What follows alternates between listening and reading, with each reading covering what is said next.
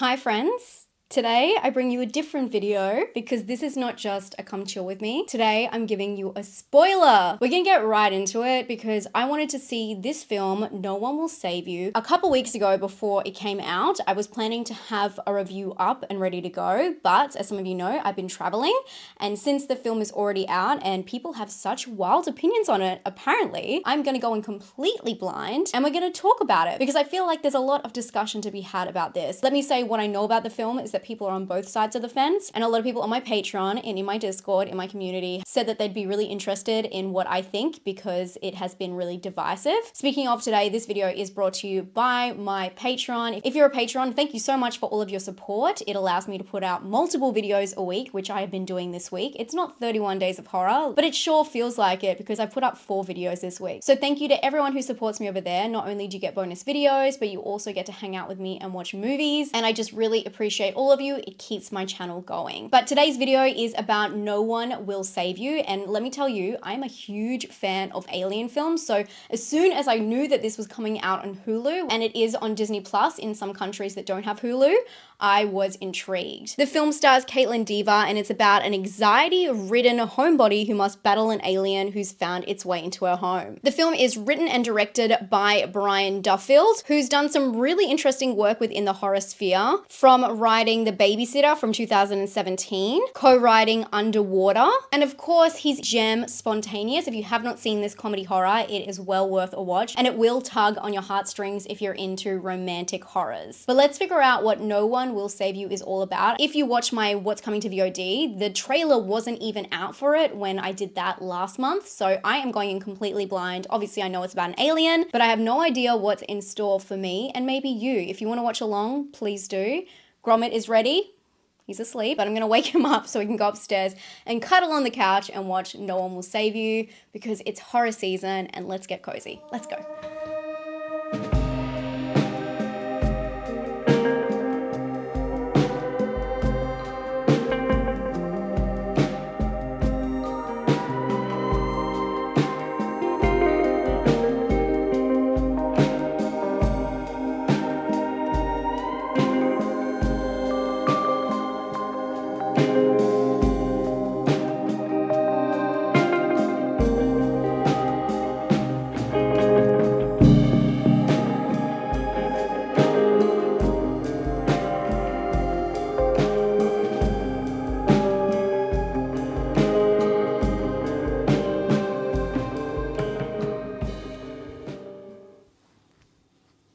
Holy crap.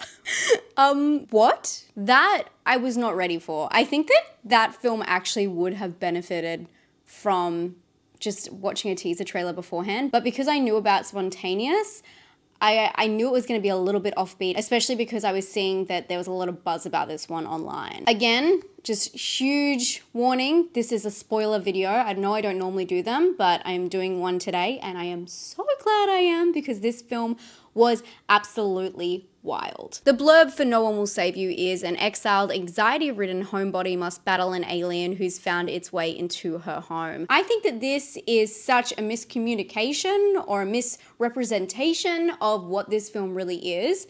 I would say it is about a woman who is dealing with her own demons, being exiled within her own city, has to save herself when strangers arrive.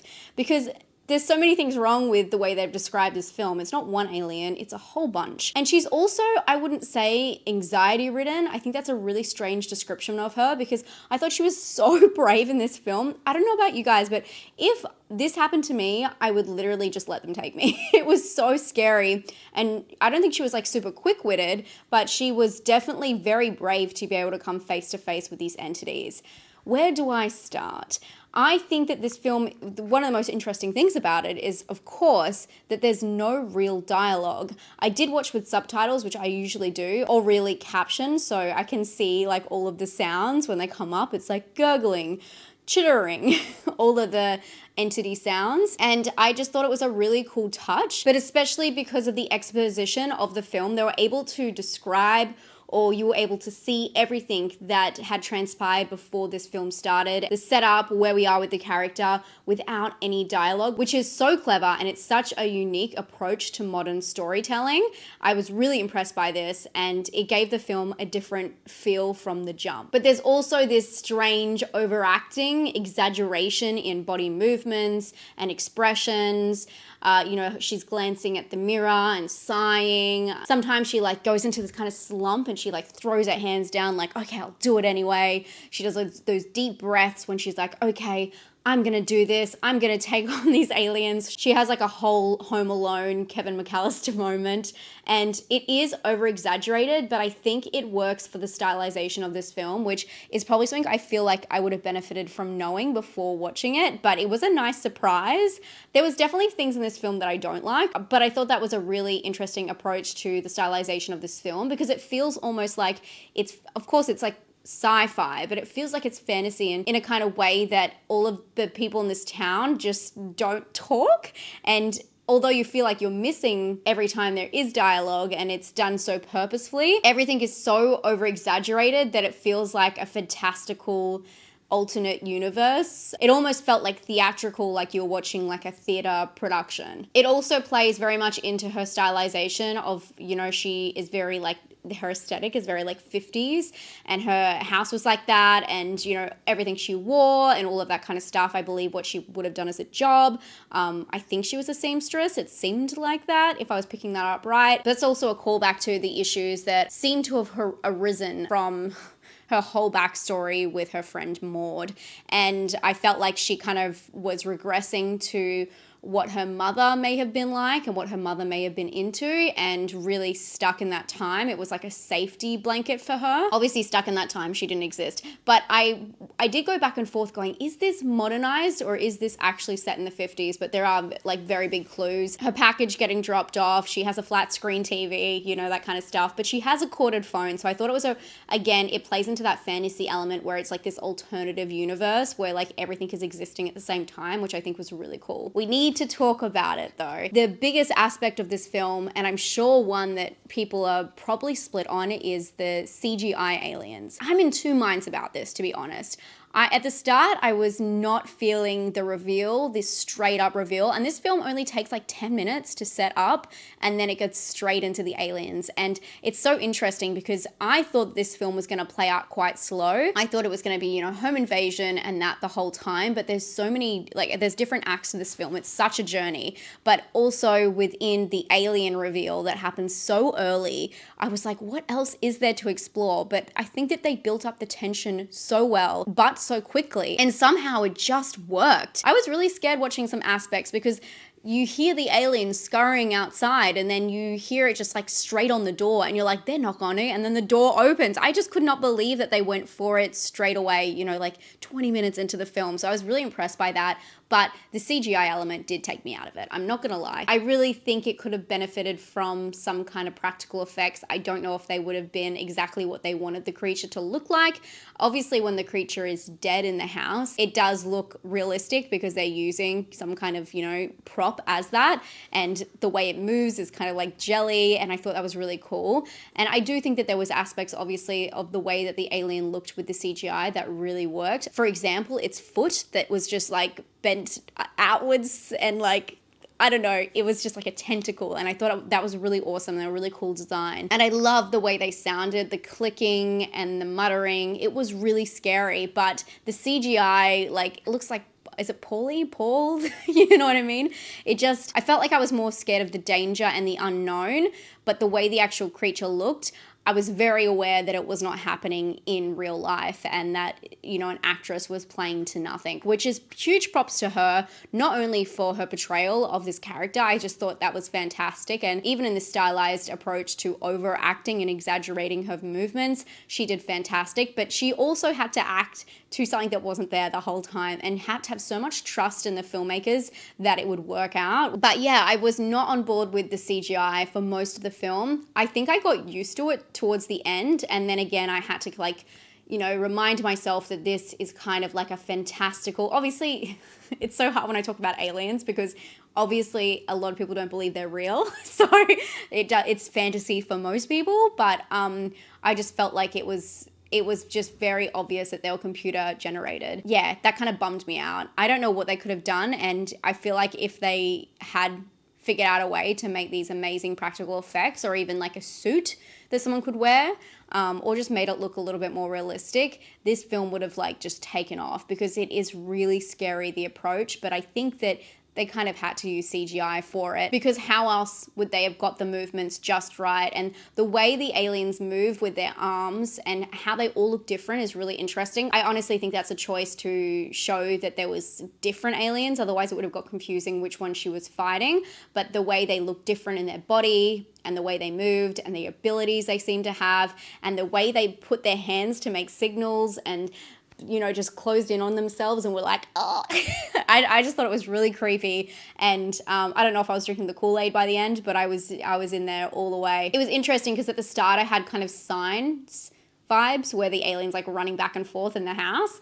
But then they just broke straight through that, and we're like, nope, we're doing this very different. I love the different acts in this film. When she kills the alien, you're wondering what's going to happen next. And I just love how the title kind of ties into the whole backstory, because there is nothing scarier than this insane entity after you that you have no idea what they're capable of, but also no one will help you. And no one's going to save her because of her past. And I'm so glad that they expressed what happened to Maud in this film, her friend, because I would have wondered forever what actually happened. I have to admit, when I was watching this, I paused it a couple of times to read all of the notes when she was writing. I'm sure you would be able to pick them up, but I just really wanted to make sure I wasn't missing anything with those notes, because if there was a clue in there and we didn't find out later, I would have been so upset. The backstory is really interesting, although you don't get to hear the conversation that happened where there's the fight between the two girls, but you have to assume, you know, they're probably like 12, 13, so it would have been over something like nonsensical. You knew that something bad had to happen when her mother spit on her, or spat on her. So, yeah, it was a very interesting idea in that regard, but it's also, I just kept trying to pick the metaphor. And although, as we know how the film ends, with her kind of living with these other aliens, because she cannot literally live with the people who did this to her, and she finds it's easier when people don't know. It's kind of like the aliens do find out, and she learns to accept that and move on.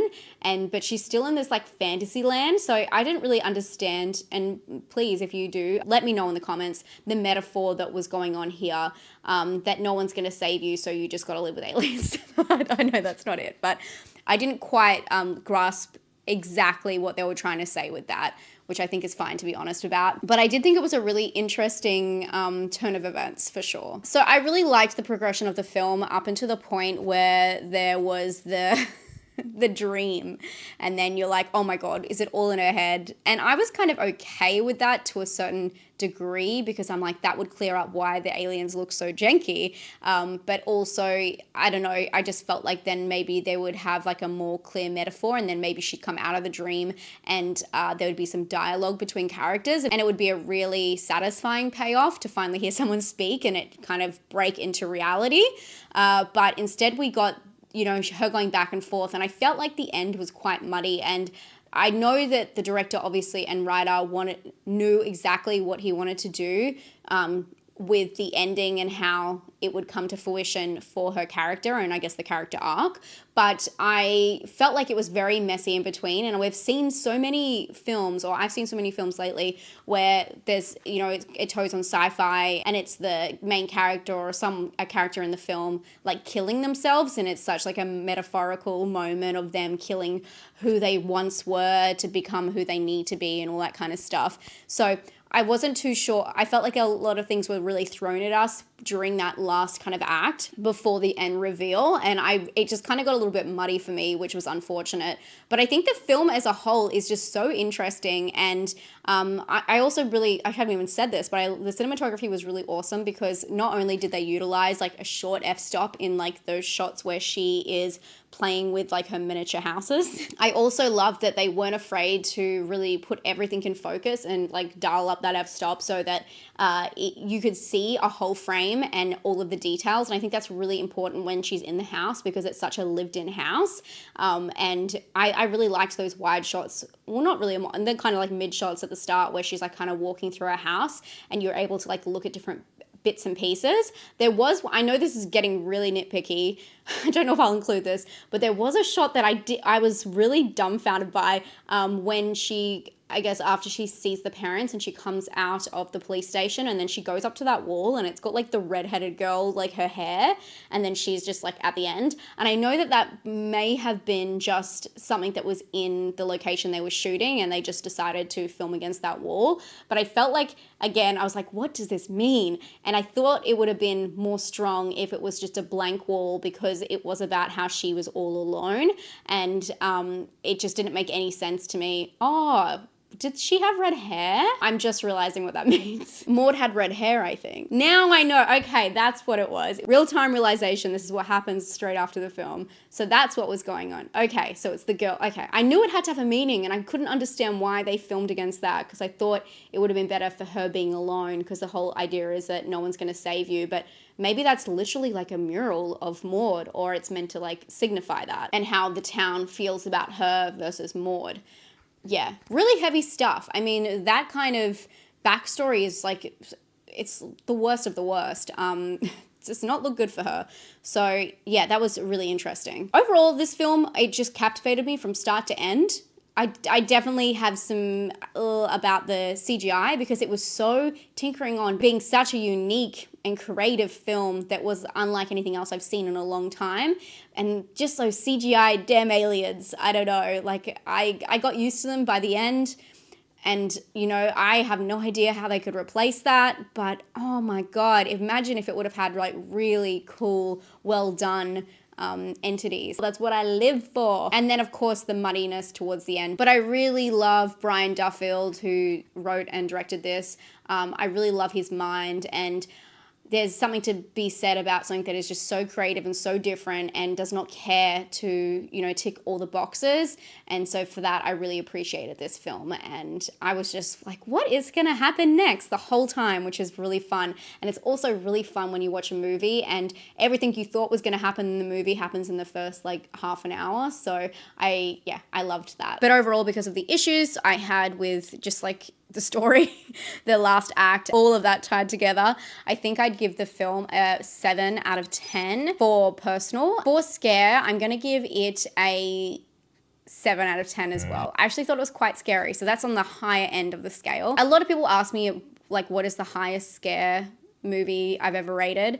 It's really hard because as I've, you know, just like everyone, as I've got used to horror movies, I don't get scared as much. I'm very aware, but when something does pull me back, I really love that feeling and I embrace it. So I'm very vocal about it in my reviews, but I don't know if one moment is going to be scary enough for everyone. Scare is very hard to talk about, but originality is where this film really, chef's kiss. It's a 9 for originality for me.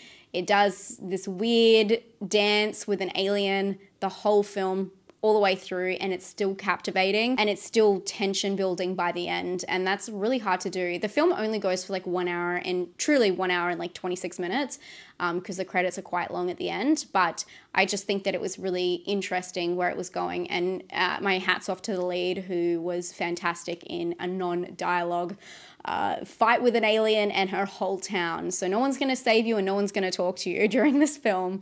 It was very refreshing. I would love to hear what you guys thought about this one. I had to get this video up, and that's why it is spoiler packed, because I'm a little bit late to the game, and so I thought most of you have probably already seen it and probably want to know actually what I think, which I think works really well with this movie. If I was going to pick any movie in the last, you know, couple months to talk about with spoilers, I'm so glad I picked this one. If you haven't checked it out, I did videos on Saw and Exorcist this week, so definitely check them out, and I'll talk to you all very soon. Stay safe and stay spooky. Bye, friends.